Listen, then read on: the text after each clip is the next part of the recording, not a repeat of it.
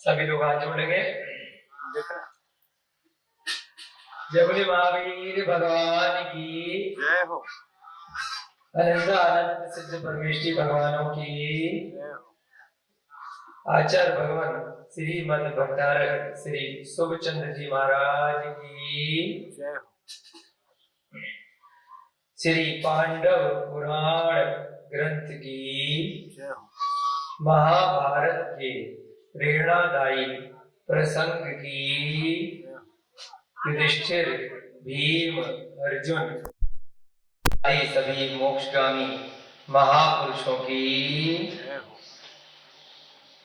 इस ग्रंथ के अनुवाद करता पंडित नंदलाल जी जैन विशारद जी की जय हो। इस युग के प्रथमाचार्य श्री चारित्र चक्रवर्ती आचार्य भगवान श्री शांत सागर जी महान मुनिराज की आचार्य भगवान श्री विमल सागर जी महाराज की जय हो। आचार्य भगवान श्री विद्यासागर जी महाराज की जय हो। समाधि ग्रस्त आचार्य भगवान श्री विद्यानंद जी महाराज की जय हो। आचार्य भगवान श्री प्रमुख सागर जी महाराज की आचार्य भगवान श्री श्रुत सागर जी महाराज की आचार्य भगवान श्री चैत्य सागर जी महाराज की जय हो। मुनि श्री प्रणम्य सागर जी महाराज की जय हो। मुनि श्री विहर्ष सागर जी महाराज की जय हो। मुनि श्री हनुमान सागर जी महाराज की जय हो। शुल्लक श्री गणेश प्रसाद वर्णी जी की जय हो। शुल्लक श्री ध्यान सागर जी महाराज की जय हो। आरिका माता जी श्री चैतन्यवती माता जी की जय हो। सभी 3 कम 9 करोड़ महान मुनिराजों की जय। सभी ज्ञानदान गुरुकुल के नन्हे मुन्ने बच्चे, सभी सहपाठीगण, छात्र छात्राएं, अध्यापक अध्यापकाएं, हमारे औषध दानम के चिकित्सक, संस्थानम अनुदानम में कार्यरत सभी कार्यकर्तागण, स्वयं सेवकगण, सभी अन्य चिकित्सकगण एवं सभी श्रावक श्रेष्ठी जन, वीडियो के माध्यम से देख रहे अन्य सभी बंधुजन, सभी को सादर जय जय जय। सभी बच्चे इधर ध्यान देंगे। बच्चों दूर दूर बैठेंगे सारे बच्चे, छोटे बड़े बच्चे। थोड़ा बहुत जो भी समझ में आएगा समझने का प्रयास करेंगे, कोई भी बातचीत नहीं करें। हम सभी लोग अपने पुण्य कर्म से एक बार पुनः प्रातःकालीन सूर्य के दर्शन करते हुए इस मनुष्य गति को सफल बना रहे हैं और श्री पांडव पुराण नामक इस वर्तमान योग के बहुत ही महत्वपूर्ण ग्रंथ का नित्य प्रति इस पंचम काल में रहते हुए स्वाध्याय करने का सौभाग्य प्राप्त कर रहे हैं। अब तक 8 अध्याय पर हम पहुंच चुके हैं। पांडवों के पूर्वज शांतनु की कथा प्रारंभ हो चुकी है। शांतिनाथ, कुंतनाथ, अरहनाथ, उनके उपरांत विष्णु कुमार मुनिराज की कथा भी हमने सुनी। किस प्रकार से रक्षाबंधन का पर्व हम लोग मना रहे हैं उसका भी हमने प्रसंग सुना। पद्मरथ राजा भी उसी कुरुवंश में जन्मे थे जिस वंश का प्रारंभ जय कुमार से हुआ था, जो भरत चक्रवर्ती के सेनापति। उसी वंश में 3 तीर्थंकरों का जन्म हुआ, शांतिनाथ, कुंतनाथ और अरहनाथ, और उसी वंश में आगे चल करके कालांतर में शांतनु का जन्म हुआ। शांतनु के पुत्र हुए पाराशर। और पाराशर के पुत्र हुए गांगे।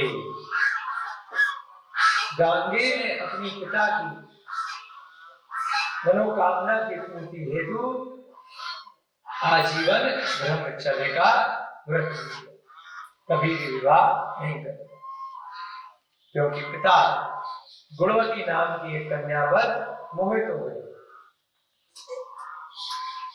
गुणवती के जो पालनहारा जो पिता थे वह धीवर। गुणवती नाम की राजकन्या को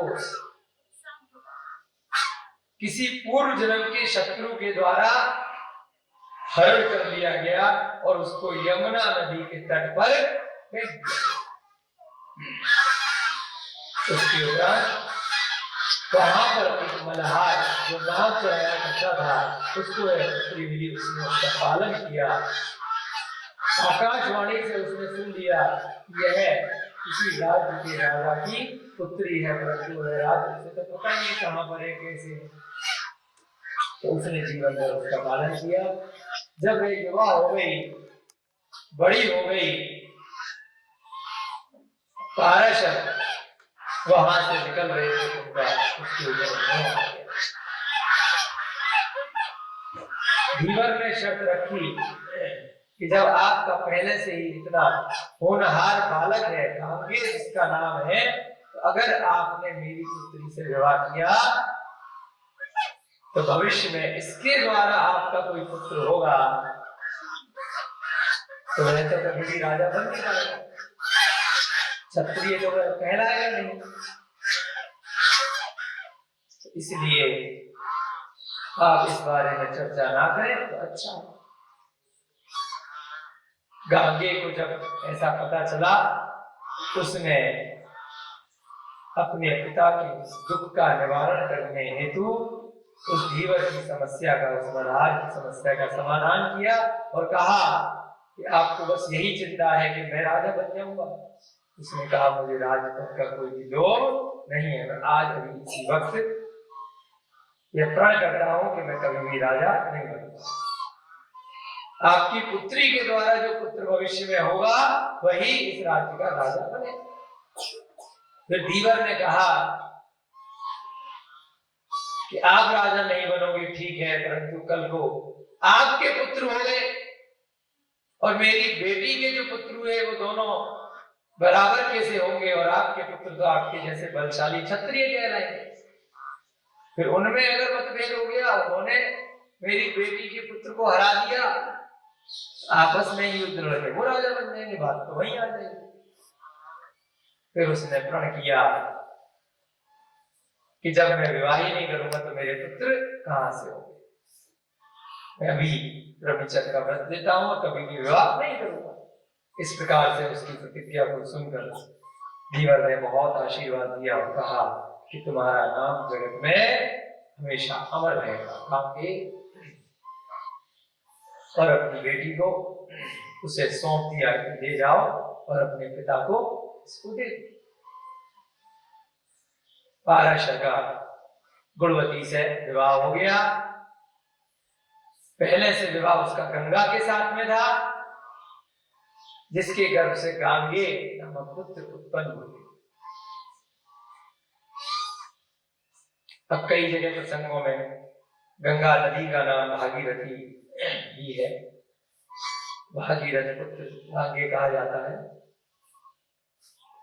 परंतु गंगा एक स्त्री ही थी। गंगा कोई यहाँ पे नदी नहीं है, नदी से कोई पुत्र का जन्म नहीं होता, न सूर्य से जन्म होता है, न चंद्रमा से जन्म होता है। मनुष्य गति के जीव गर्भ जन्म वाले होते हैं, वह माता के गर्भ से ही, स्त्री के गर्भ से ही उत्पन्न होते हैं। कहीं कहीं उल्लेख आया है कुछ मनुष्य गति के जीव समूचन भी हो सकते हैं, लब्धि अपर्याप्त,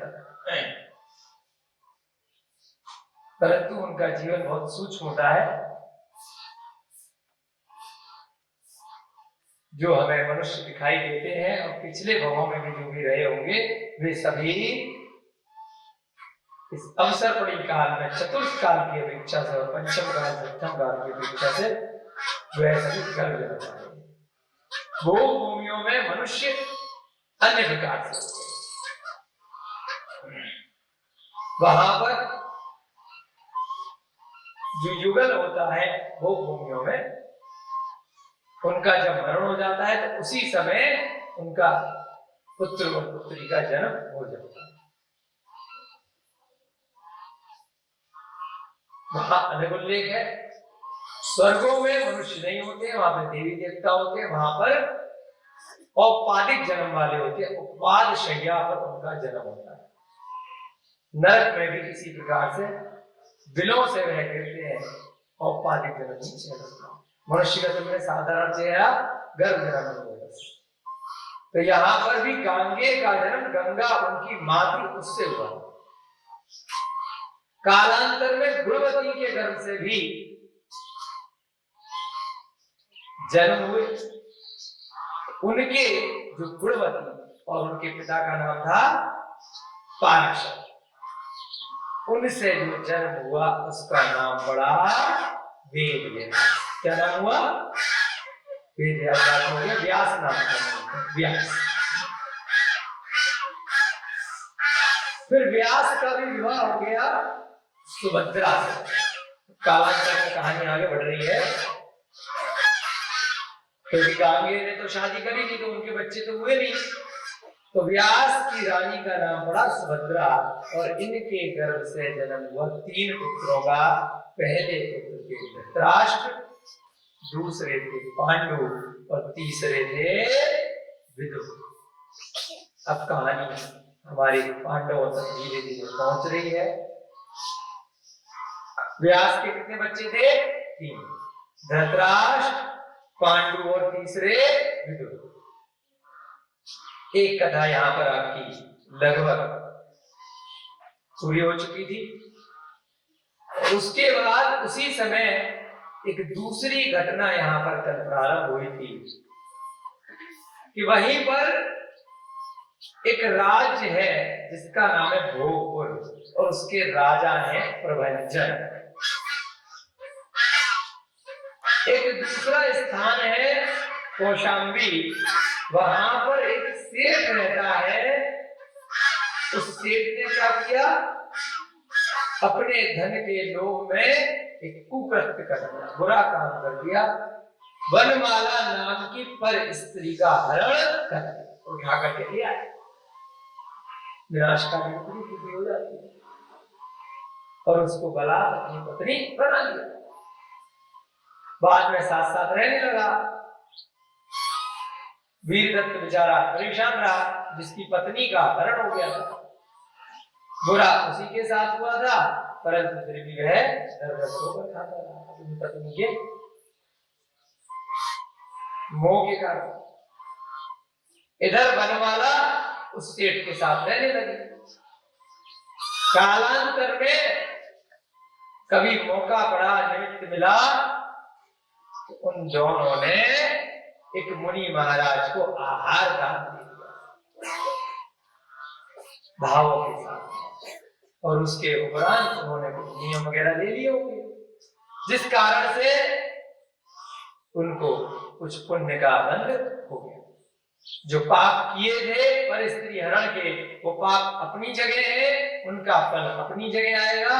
और अभी जो पुण्य कर लिया उसके फल के स्वरूप वह बनमाला और वह सेठ दोनों अगले भाव में अलग अलग राज्यों के राजकुमार बन गए। एक राजकुमारी बन गई। पिछले भाव में क्या हुआ था? दोनों पति पत्नी बन गए थे नहीं, लेकिन हरण कर लिया था, उस कारण से जबरदस्ती बना लिया था, तो साथ में रहने लग गए। मजबूरी है, स्त्री क्या करेगी? किसी ने अपहरण कर लिया, उसका पति बचा नहीं पाया मजबूरी में। लेकिन अगले भाव में क्या किया कि दोनों सही में वापस से पति पत्नी बन गए। एक राजा बन, एक राजकुमार कहीं का, एक राजकुमारी, और दोनों का विवाह पूर्व जन्म के मोह के कारण से फिर से। और इधर जिसकी पत्नी का हरण हुआ था वीरदत्त, वह कुछ ना कुछ इधर उधर मिथ्या दर्शन के कारण से भटकता रहा और अंत में थोड़ा तप कर दिया, जिसके कारण से क्या हुआ, देवगति में चला गया। चित्रांगद नाम का वह देव बना। अवधि ज्ञान से उसने जान लिया कि ऐसे ऐसे मेरे पिछले भव में एक व्यक्ति ने मेरी पत्नी का हरण किया था, वह अब दोबारा से उसी के साथ रह रहा है, उससे उसकी शादी इस भव में भी मनुष्य पर्याय में हो गई। मैं तो देव बन गया। उसने क्या किया, बदला लेने के लिए उन दोनों को शादी होते ही किडनैप कर लिया। पहले उसने किया था उसकी पत्नी का हरण, अब बदला दिया।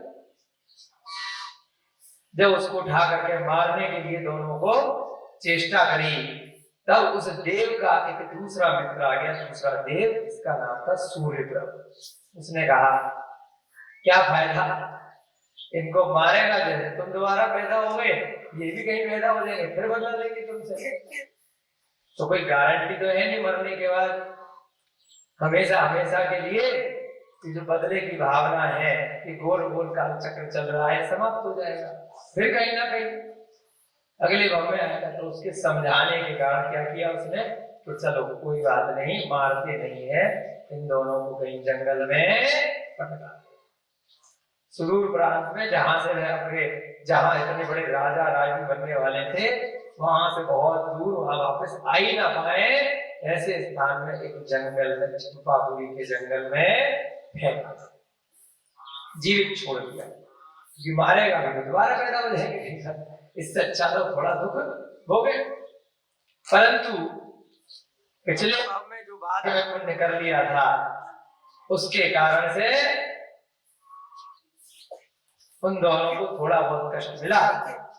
और फिर दोबारा से वहां क्या हुआ, जैसे ही उनको जंगल में फेंका गया, तभी कुछ दिन पहले क्या हुआ था, उस चंपापुरी में, उस नगर में जो राजा था उसका निधन हो गया,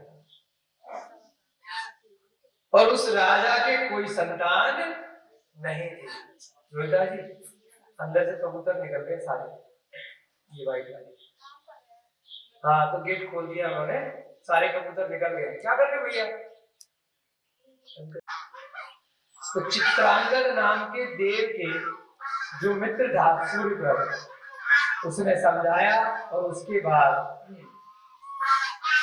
उन दोनों पति पत्नी को, जिनका अब क्या नाम है, सिंह केतु और विद्युत प्रभा, पिछले भाव में सेठ जी थे और वनमाला थी, सुमुख नाम का सेठ था। इस भाव में क्या नाम हो गया है, सिंह केतु, और दूसरा नाम क्या है उसकी पत्नी का, विद्युत प्रभा।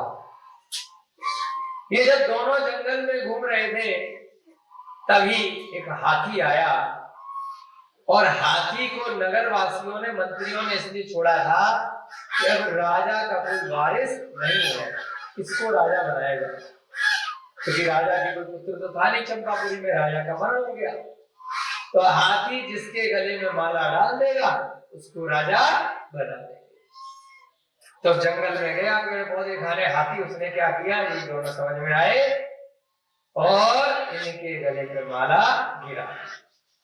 उसके बाद जो वहां का नियम था उसके हिसाब से इन दोनों को राजा रानी बना दिया, सिंह केतु और चंद्रप्रभा। आगे की घटना हम देखते हैं आज के प्रसंग में।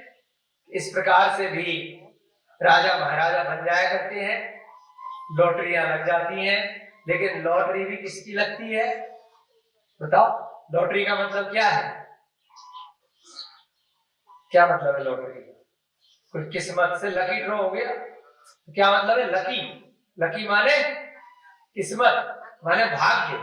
तो भाग्य कैसे बनता है, लॉटरी खरीदने से, पुण्य से। लॉटरी खरीदने से कुछ नहीं होगा। आप 1000 लॉटरी की टिकट खरीद लो और कोई आदमी एक ही टिकट खरीदे है ना, तो वो पुण्य से होता है। तो ऐसे ही इनकी लॉटरी कैसे लगी?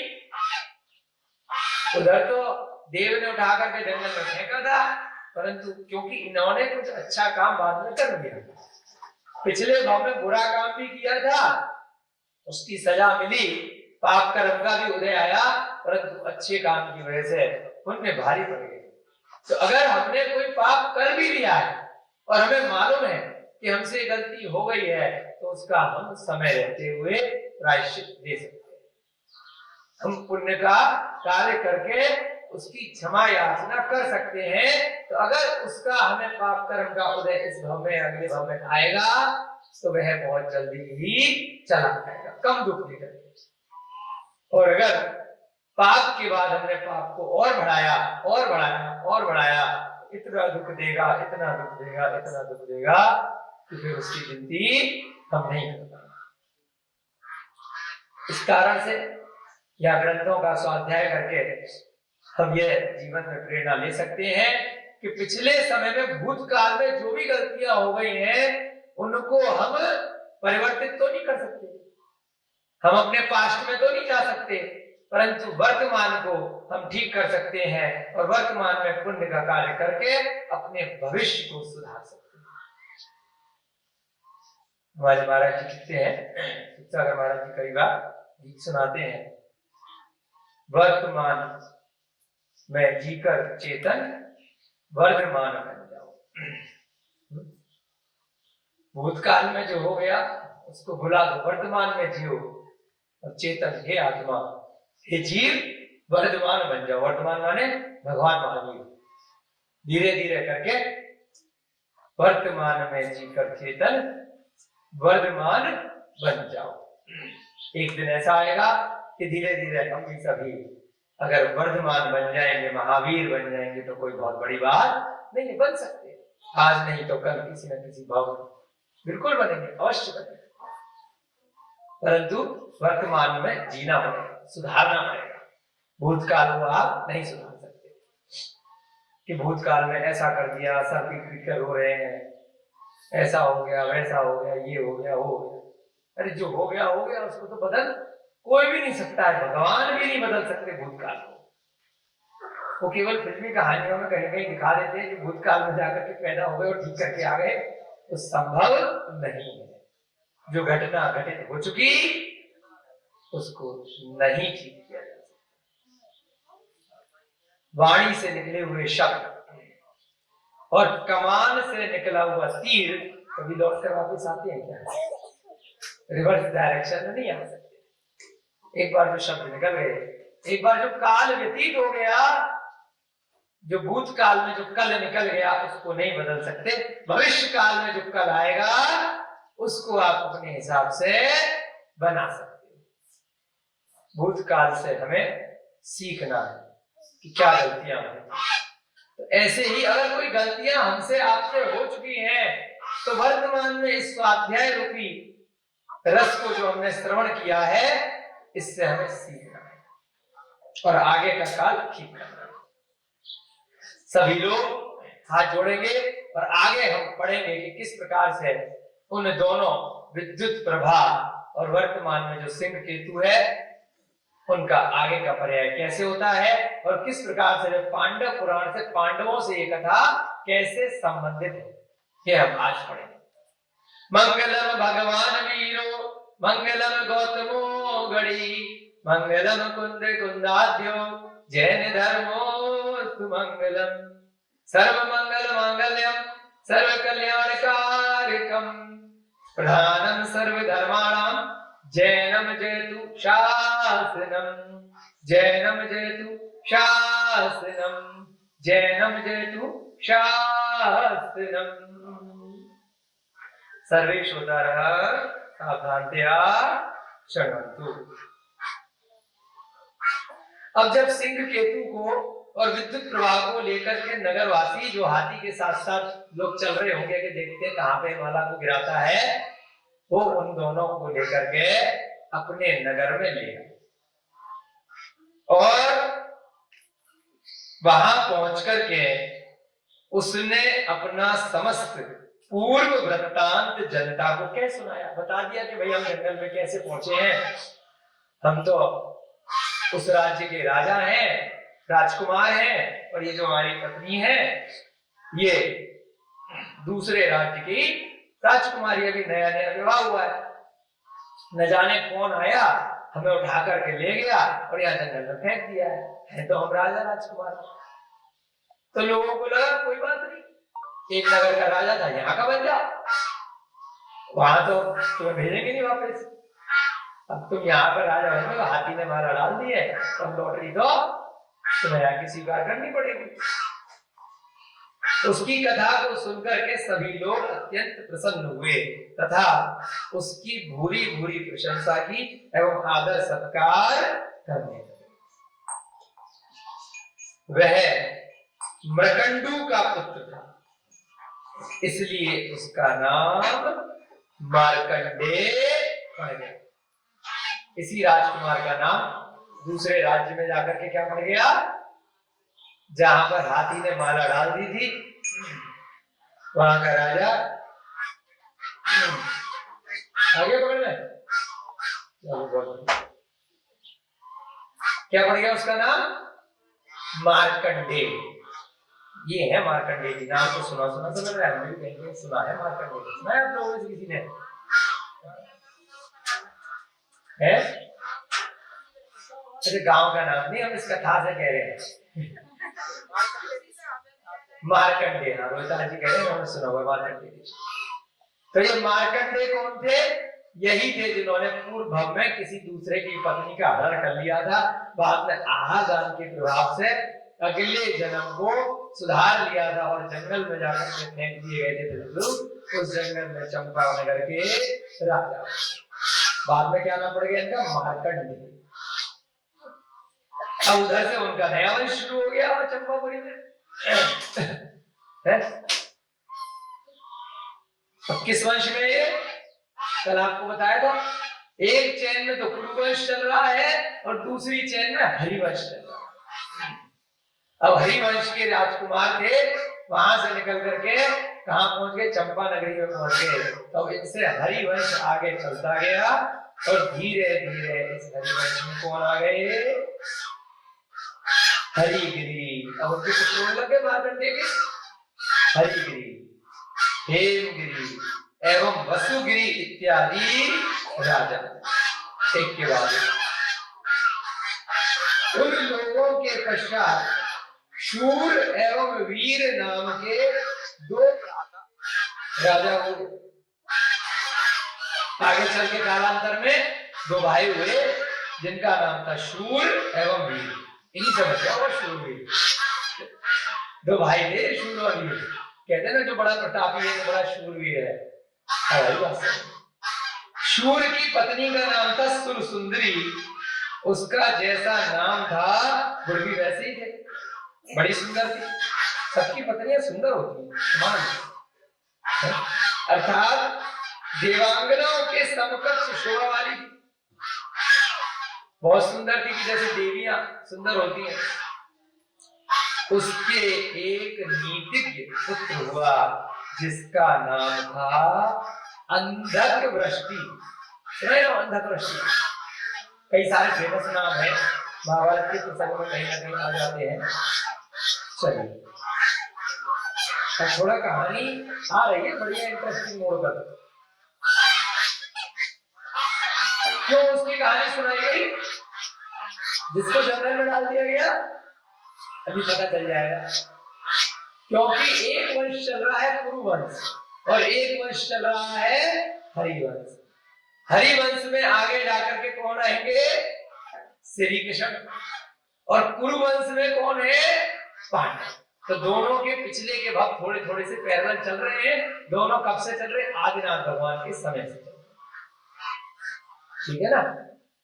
तो इस हरिवंश में आगे जाकर के एक राजा आया जिसका नाम था अंधकवृष्टि।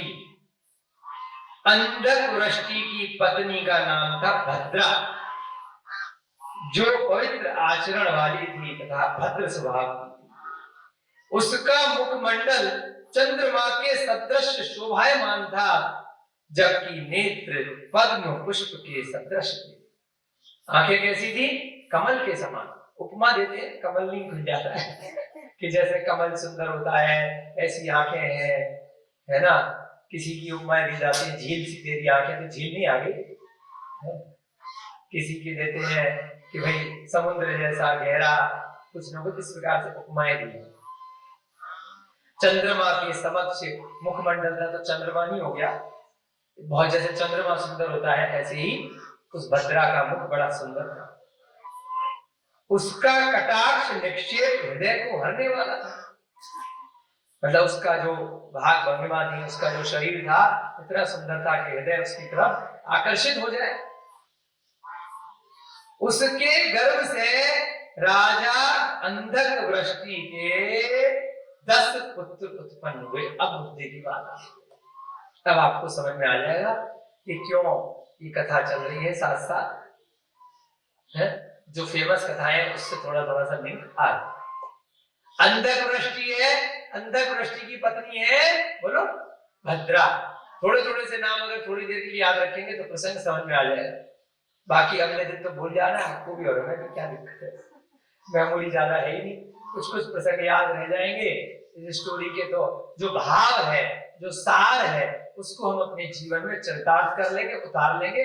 बाकी के नाम अगर भूल भी जाए तो कोई बहुत ज्यादा दिक्कत नहीं है।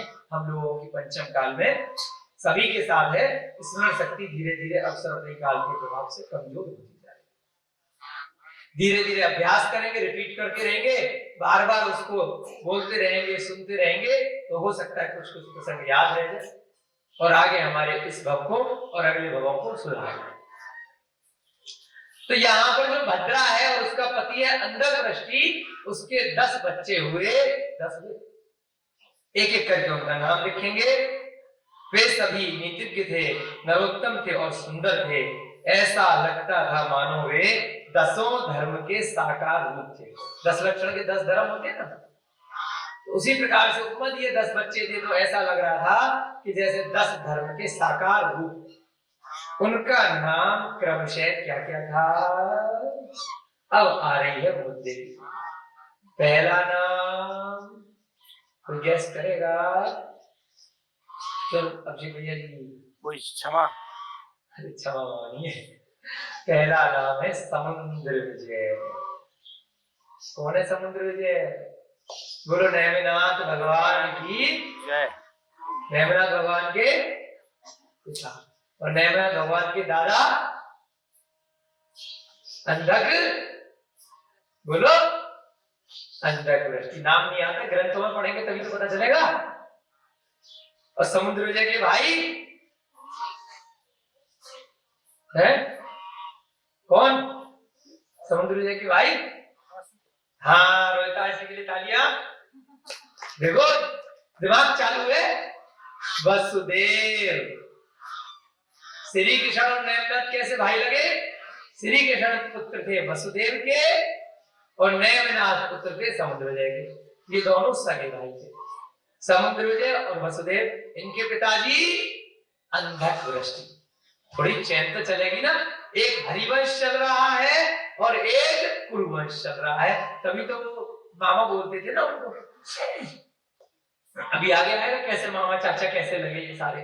पांडवों के रिश्तेदार थे श्री कृष्ण, है ना। अभी पता चल जाएगा कैसे रिश्तेदार थे, आज वो कथा आ जाएगी कैसे रिश्ता हुआ। सबसे बड़े भाई कौन थे? समुद्र विजय। उसके बाद स्तमित सागर, बोलते जाओ थोड़ी देर के लिए याद रखने। स्तमित, तीसरे हिमबल, चौथे विजय, फिर अचल, फिर धारण, बोलो जोर जोर से, पूर्ण, सुवीर, अभिनंदन और 10वें वसुदेव। आ गई बात समझ में? आ भाई कहानी में ट्विस्ट। समुद्र विजय और वसुदेव, एक पहले नंबर के एक छोटे, दोनों भाई भाई। कितने सारे नाम होते थे, कैसे याद रखते थे। अभी आजकल किसी के 10 बच्चे हो जाए तो अपने बच्चों के नाम याद आ सकता है। इतनी कम मेमोरी हो गई आजकल तो। और यहाँ कितने सारे नाम आचार्य महाराज को सबके याद है, कमाल है। आचार्य शुभचंद महाराज जी, इनका ज्ञान भी अपार है।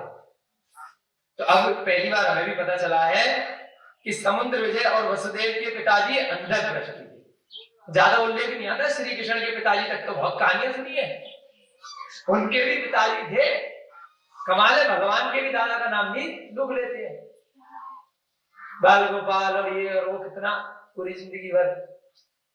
पहली बार पता चला अपने को भी ग्रंथ पढ़ने से वास्तव में। वसुदेव के पिताजी कौन थे? अंधकृष्ट। और वसुदेव की माता भद्रा। ठीक है, उनके आगे वसुगिरी, हेमगिरी, हरिगिरी और आगे आगे मार्कंडेय। मार्कंडेय के कुल से ये सारे के सारे एक एक करके निकले। 10वां वसुदेव, यथार्थ में ही वसु, वसु यानी धन का देवता। बहुत माल था वसुदेव जी के पास, है ना। सीधे 10वें पे आ गए हो। क्यों आ गए? क्योंकि मुख्यतः इधर पांडव है और इधर स्टोरी मैच करनी है ना। बाकी की अलग अलग स्टोरी, समुद्र विजय की अलग चलेगी, नेमिनाथ के समय की अलग, सब अपने आप में शेयर होंगे कहीं ना कहीं। परंतु अभी मुख्यतः किसकी है? पांडव पुराण की बात कर रहे हैं। तो पांडवों की कथा श्री कृष्ण के बिना अधूरी है। तो श्री कृष्ण तक पहुंचेंगे तो उनके पिताजी पे आ गए सीधे सीधे। किस पे आ गए? वसुदेव पे। वसुदेव यथार्थ में ही वसु यानी धन के देव थे। वह पराक्रमी एवं शूर भी था। ऐसे ही नहीं थे श्री कृष्ण के पिताजी। उनकी कथा तो बहुत कम सुनाई देती है। हमने जब पढ़ा हरिवंश पुराण, उसमें 80% भाग तो वसुदेव का ही है। श्री कृष्ण की कथा और बहुत छोटी सी है, एंड में जाकर के। मेन तो वसुदेव के भ्रमण की कथा है। तो आज जबरदस्त उनका पराक्रम, ऐसा हरिवंश पुराण आप लोगों का मौका मिले तो जरूर सुनाएंगे। इसके बाद हो सकता है इसके बाद हरिवंश पुराण लेंगे जब पांडव पुराण समाप्त हो जाएगा। ठीक है मैडम? नहीं, रिजेक्ट कर दिया इन्होंने, ऐसा क्यों भाई? पद्म पुराण बड़ा है, 3 भाग है। हरिवंश पुराण 1 भाग में है। धीरे धीरे भागेंगे ना। लेकिन अब ये स्टोरी जो चल रही है पांडवों की, प्रद्युम्न की चली, फिर पांडवों की चली, तो लिंक है ना सारी स्टोरी आपस में। देखते हैं जैसा विचार बनाएगा। अभी तो यही पहले हो जाए। इसी में पता चला 2-4 लोगों को वैराग्य हो गया यहाँ पर। सुनने वाले नहीं मिलेंगे फिर क्या? अभिषेक जी का तो मतलब लग रहा है। तो अच्छी बात है, कुछ ना कुछ धर्म का श्रवण करने से कुछ ना कुछ हमारे मन में हृदय में परिवर्तन अवश्य आना चाहिए। वसुदेव की कथा चालू हो चुकी है। वह पराक्रमी एवं शूर भी था। बहुत पराक्रमी था और बड़ा शूर भी था। इन 10 भाइयों की 2 भगिनी भी थी। भगिनी माने बहन, भगिनी माने, और भाग्यवान माने भाग्य को बनाने वाली, तो भाई पत्नी हो सकती है। और भगिनी माने बहन। अब भाई बात समझ कहानी में ट्विस्ट। इन 10 भाइयों की 2 बहनें भी थीं और उनका नाम था कुंती और माद्री। अब आ रही मुद्दे की बात। कुंती कौन सी? क्यों मामा मामा कहते थे इन लोग? कुंती का नाम तो सुना होगा। कुंती इन्हीं की बहन थी। आज पता चल रही समुद्र विजय की। नेमिनाथ भगवान की कौन लगी? पिताजी की बहन, बुआ हो गई। और श्री कृष्ण की भी बुआ है। बुआ है कौन है? श्री कृष्ण जी के पिता है वसुदेव। वसुदेव की बहन, पिता की बहन कौन लगती है? बुआ लगती है ना। हाँ, तो बुआ का रिश्ता हो गया कुंती और माद्री के साथ। असली कथा सुन रहे हैं, बाकी जगत में आपने जो सुन रखी हो वो हमें नहीं मालूम, हमने को ज्यादा याद नहीं है। देखो अब यहां से बिल्कुल आपको याद रखना है, इसलिए बहुत स्लो करा रहे हैं, क्योंकि ये प्रसंग बहुत ही आपको जीवन में उपयोगी है। क्योंकि अन्य प्रचलित कथाएं बहुत संसार में प्रचलित है। तो 10 भाई हो गए, जिनमें दो का नाम याद कर लो, ज्यादा तो हमें भी नहीं याद रहेंगे। एक समुद्रविजय और एक वसुदेव। और दो बहनें हैं उनकी, बोलो कौन कौन? कुंती और माद्री। इन सबके पिताजी कौन है? अंधक, वृष्टि और माताजी है भद्रा। उनके आगे के कुल में कौन थे? मार्कंडेय। और कौन सा कुल चल रहा है? हरि वंश, हरि का वंश चल रहा है, ठीक है। और कौरवों का कौन सा कुल है? पांडवों का कुरुवंश। कुंती अनेक कलाओं में निपुण थी एवं सौंदर्य में भी अद्वितीय थी, बड़ी इंटेलिजेंट थी कुंती, ऐसी थोड़ी थी। पूर्ण चंद्र के सदृश उसका मुखमंडल था, इसकी भी उपमा चंद्रमा से दी थी। रोज कलशों के भार से वह कुछ नत रहती है ना, बहुत उसके सुंदर शरीर। मध्य भाग कटी अत्यंत सूक्ष्म था एवं नितंब प्रथुल स्थूल थे। ना पूरे शरीर की स्त्री की थोड़ी सी उपमा देते हैं, आचार्यों की विशेषता रहती है, और इसलिए श्रृंगार रस में स्त्री का सौंदर्य, रूप सौंदर्य, नगर का सौंदर्य, ऋतुओं का सौंदर्य, वह सब इसलिए बताया जाता है कि जिससे कि लोग यहीं पर थोड़े से खुश हो जाए, वो इधर उधर दूसरे नोवेल उपन्यास पढ़ने के लिए नहीं जाए। उसमें हमें ज्यादा परेशान नहीं होना है कि ये धार्मिक ग्रंथ है, इसमें स्त्री के स्वरूप का वर्णन क्यों किया गया है, उसके रूप सौंदर्य का, वो इसका प्रयोजन ये है। उसकी देह यष्टि से सदैव एक उज्जवल आलोक निकला करता था। इतनी सुंदर देह थी कि रोशनी निकलती थी कि लाइट जला दो। वो एक अमिताभ बच्चन का गाना भी है ना, सुना होगा आप लोगों ने, कि उसकी बीवी इतनी गोरी कि बत्ती का क्या काम है, कमरे में बैठा दो। ऐसे था ना, एक बचपन में सुनते थे, लाइट का क्या काम है, बत्ती का, ट्यूबलाइट का क्या काम है, क्या है मैडम तुमको याद होगा, ऐसी कुछ गाना था ना। तो ऐसी आलोक यानी कि प्रकाश निकला करता था।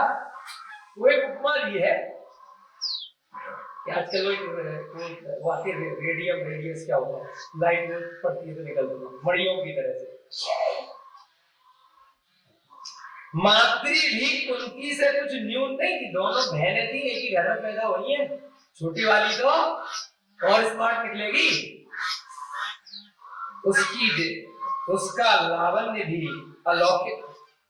दोनों बहनें एक से एक गजब अपने पुण्य कर्म के कारण, पिछले बहुओं में कुछ पुण्य किया होगा।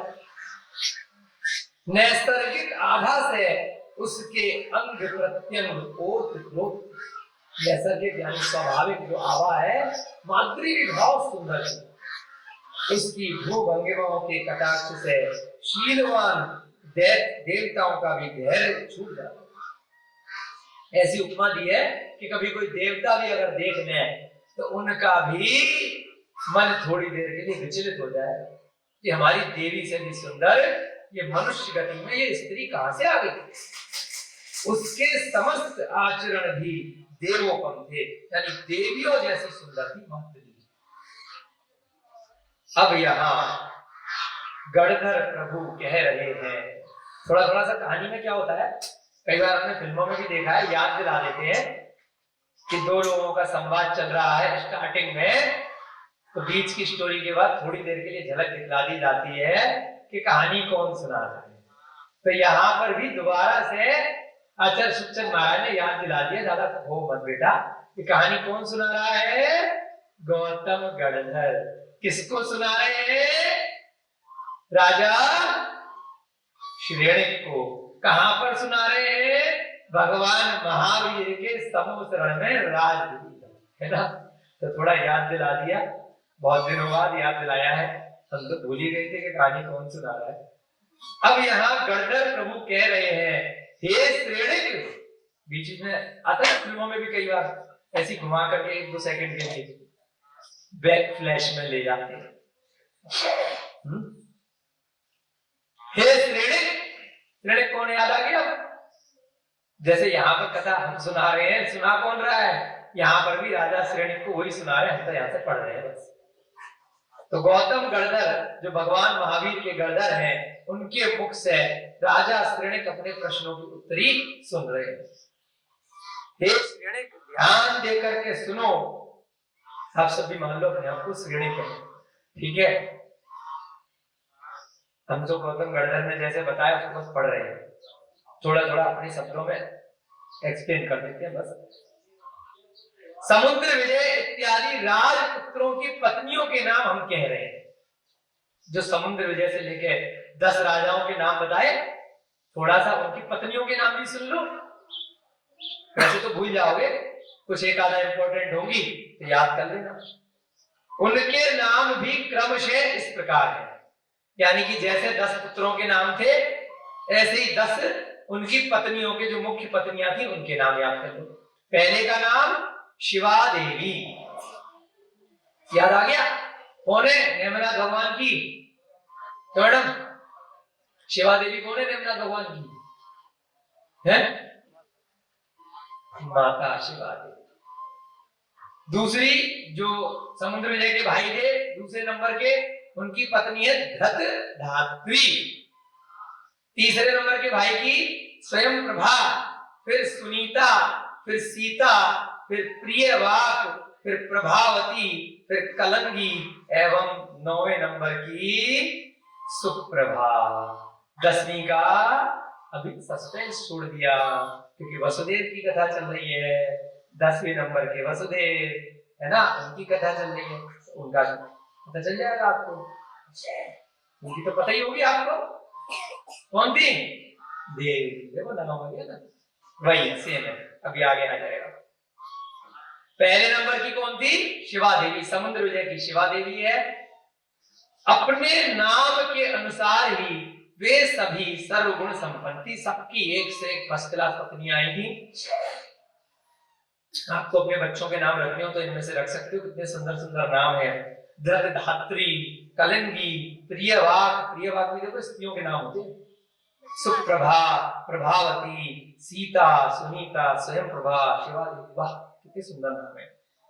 कोई किसी से किसी भी अंश में न्यून नहीं थी, सब एक से एक बढ़कर थी, वरन सब एक से एक बढ़कर थी। इन लोगों में 8वां भ्राता, जो 8वें नंबर का भाई था, उसका नाम क्या आया है? 8वें नंबर का सुवीर। अभी जो 10 भाई पढ़े थे ना, उसमें 8वें नंबर का जो भाई था सुवीर, वो कहां रहता था? वो मथुरा नगर में रहता था। अब मथुरा की कहानी आ रही थोड़ी सी। 8वें नंबर का भाई कहां रहता था? सुवीर, मथुरा।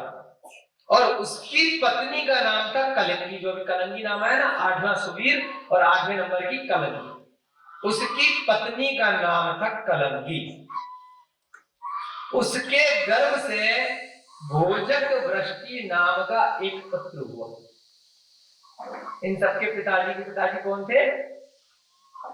इनके पिताजी अंधक वृष्टि थे, और जो बेटा है 8वें नंबर का सुवीर, उसका बेटा हुआ मथुरा में भोजक वृष्टि। युवा होने पर उसका विवाह हुआ,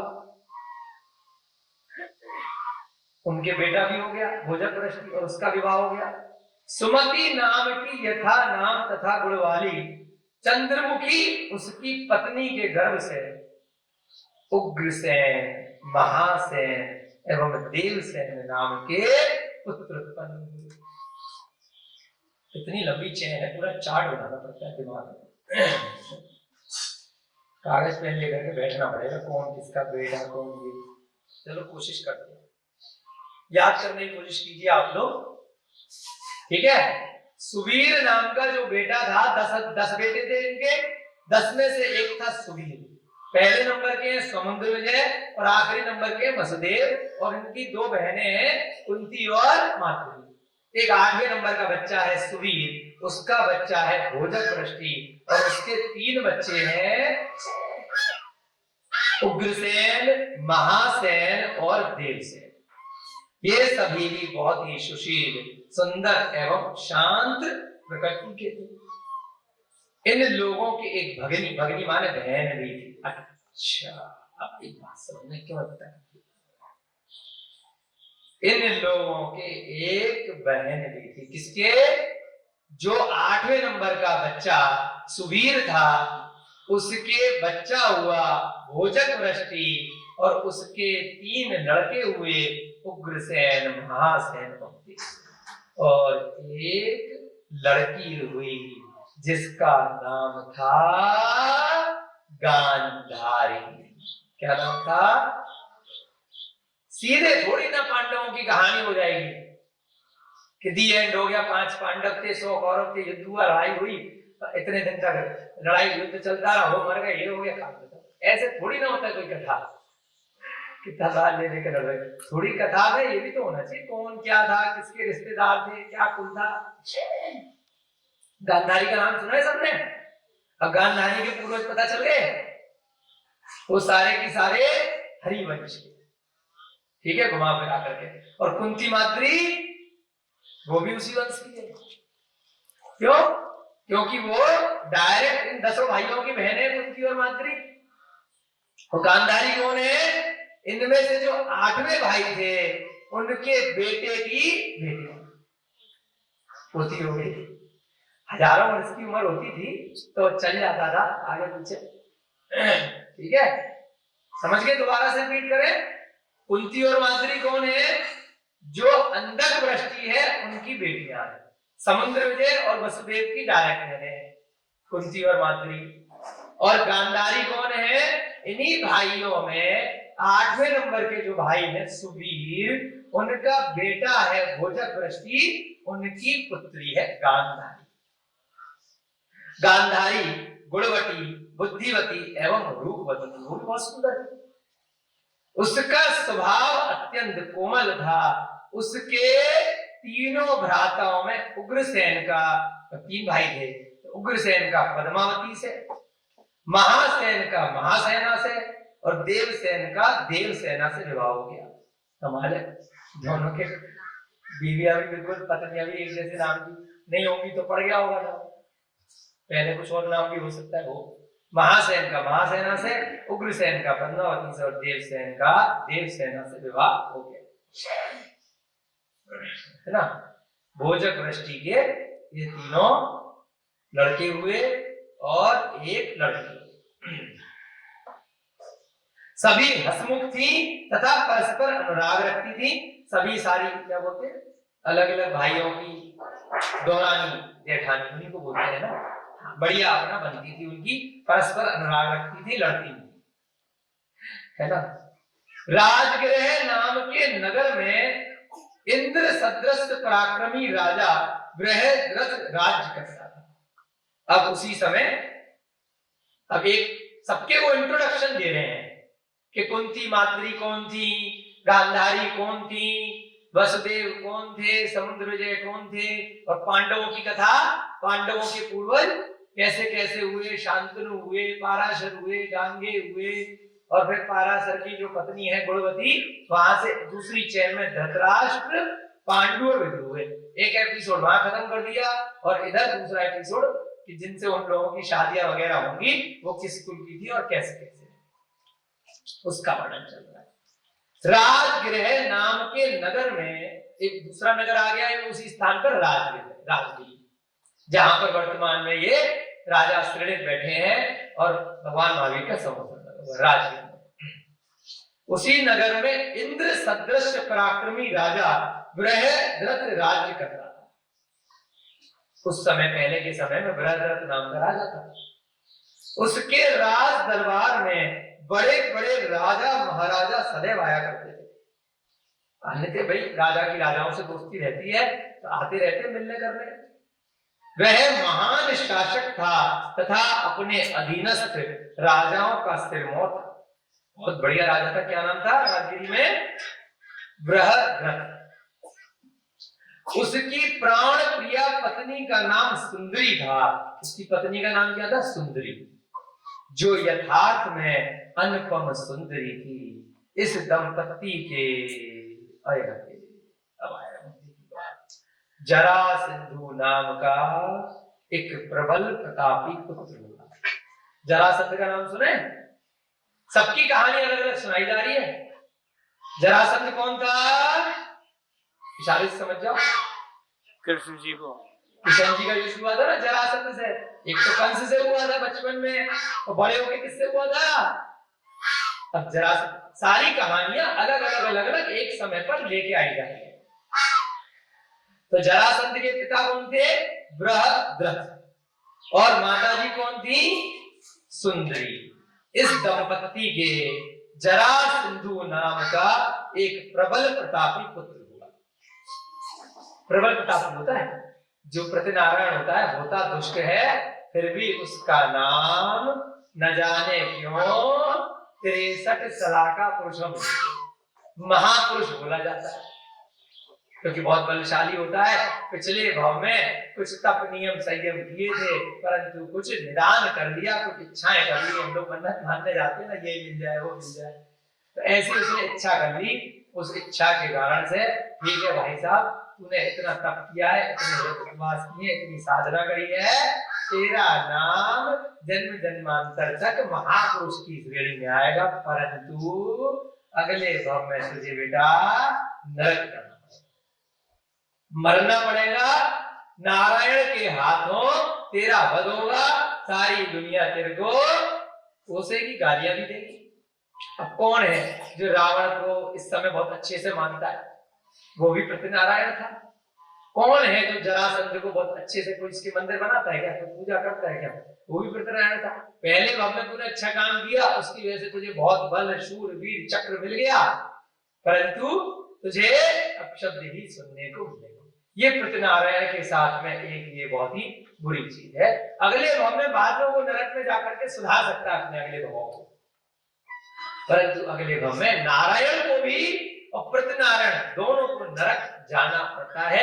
नारायण के साथ बस इतना रहता है कि उस भाव में उसको अपशब्द नहीं मिलते, क्योंकि वो नारायण प्रतिनारायण को हराता है, वह कहीं ना कहीं उस भाव में अच्छा व्यक्ति कहलाता है, इस कारण से। लेकिन दोनों की दोनों, नारायण और प्रतिनारायण, उसके अगले भाव में मनुष्य गति के बाद अपने पिछले भावों के निदान के कारण से कहा जाते हैं, नरक में जाते हैं। तो यहां पर भी क्या हुआ? जरासंध नाम का एक प्रबल प्रतापी पुत्र हुआ। जरासंधु ने अपने अतुलनीय तेज के प्रभाव से भरत क्षेत्र के 3 खंडों को अपने अधीन कर लिया। पहले बताया था ना आपको कि स्टार्टिंग में क्या होता है, प्रारंभ में जब तक वो मरता नहीं है, 3 खंडों का राजा कौन होता है? प्रतिनारायण। बोलो, पहले प्रतिनारायण 3 खंडों का राजा होता है। चक्र किसके पास होता है? प्रतिनारायण के पास। फिर जब नारायण का प्रतिनारायण से युद्ध होता है, हमेशा हर काल में यही घटना रहेगी, नाम बदल जाएंगे लेकिन नियम यही रहेगा। क्या नियम रहेगा? जब नारायण का प्रतिनारायण से युद्ध होगा, प्रतिनारायण मारा जाएगा और चक्ररत्न प्रतिनारायण से नारायण के पास आ जाएगा, श्री कृष्ण के पास आ जाएगा, या अन्य अन्य काल में अन्य नारायण के पास आ जाएगा। और उसके बाद जो 3 खंड का राजा, अब जिसने हरा दिया उसका हो जाएगा, पहले दूसरे के पास रहेगा। तो जरासंधु ने क्या किया? अपने बल के प्रताप से 3 खंड जीत लिए। कौन कौन से 3 खंड? विजयार्थ पर्वत के नीचे वाले 1 आर्यखंड और 2 मलेच्छखंड। एक तरफ गंगा नदी है और एक तरफ सिंधु नदी है, इधर उधर के मलेच्छखंड और 1 आर्यखंड। विजयार्थ पर्वत के नीचे वाले 3 खंड का राजा होता है। चक्रवर्ती क्या होता है? ऊपर के 3 भी मलेच्छखंड को जीत लेता है, तो 6 खंड का राजा होता है, 3 ऊपर के और 3 नीचे के। नीचे वाले में 2 मलेच्छ और 1, कुल मिलाकर के भरत क्षेत्र के अंदर 5 मलेच्छखंड होते हैं और 1 आर्यखंड। सारे मिलाकर के कितने होते हैं? 6 खंड का। तथा वहां के समस्त राजागण उसकी अधीनता को स्वीकार कर उसकी सेवा करने लगे। तो सारे के सारे ने उनकी अधीनता स्वीकार कर ली। वह जरासंधु अपने काल का प्रतिनारायण था एवं राजनीति विशेषकर शठे शाठ्यम समाचरित का व्यवहार वह भली प्रकार जानता था। क्या बन गया वो? प्रतिनारायण कहलाया। और राजनीति उसको बहुत अच्छे से आती थी, राज करने की नीति। और क्या जानता था वो? शठे शाठ्यम समाचरित का व्यवहार, कि सबको किस तरह से संतुष्ट करके रखा जाए। शठ भैया इसका अर्थ पता है किसी को संस्कृत वाला? बताओ। शठे शाठ्यम समाचरित, दुष्ट के साथ दुष्टता और मित्र के साथ मित्रता। जो जैसा है उसके साथ वो वैसा करता था। शठे शाठ्यम समाचरित, पहली बार सुना है हमने, देखो तो भैया जी का बहुत बहुत उपकार है, एक दूसरे से सब सीखते हैं, है ना। तो हमारे रोहतास भैया जी ने बताया है शठे शाठ्यम का मतलब दुष्ट के साथ दुष्टता और मित्र के साथ मित्रता। ऐसा समाचरित, ऐसा समान चरित्र वह लगाता था, जैसा व्यक्ति है वैसा वो उसके साथ व्यवहार किया करता था, वह भली प्रकार जानता था। ठीक है, कितना समय बचा है आज का? हो गया क्या? चलिए, आज की कक्षा का आपका समय हो रहा है और हम आगे देखेंगे कि जरासंध तक कहानी हमारी पहुंच चुकी है धीरे धीरे करके, और धीरे धीरे आपको आइडिया लग चुका होगा कि पांडवों की कहानी अलग चल रही है और इधर जरासंध वसुदेव समुद्रजय की भी कथा प्रारंभ हो गई है। कहीं ना कहीं अब धीरे धीरे करके पांडवों की कथा आने वाली है और साथ साथ घूम फिर करके श्री कृष्ण वसुदेव की भी कथा थोड़ी बहुत इस पांडव पुराण में हम लोगों को श्रवण करने का सौभाग्य क्रमशः प्राप्त होगा। बहुत हमारा भाग्य है कि जिस भाग्य के कारण हम ऐसी सुंदर जीवंत कथा श्री पांडव पुराण की नित्य प्रति श्रवण कर रहे हैं। जय बोलिए महावीर भगवान की, जय बोलिए अनंतानंत सिद्ध परमेष्टि भगवानों की, जय बोलिए आचार्य भगवान श्री शुभ चंद्र जी महाराज की, जय बोलिए श्री पांडव पुराण नामक ग्रंथ की, जय बोलिए इस युग के प्रथमाचार्य श्री चारित्र चक्रवर्ती आचार्य भगवान श्री शांत सागर जी महान मुनिराज की, जय बोलिए तीर्थंकर लेणी में साक्षात विराजमान श्री मुनि श्री संतान सागर जी एवं दुर्लभ सागर जी महाराज की। सभी को सादर जय जिनेन्द्र, जय दो जय दो।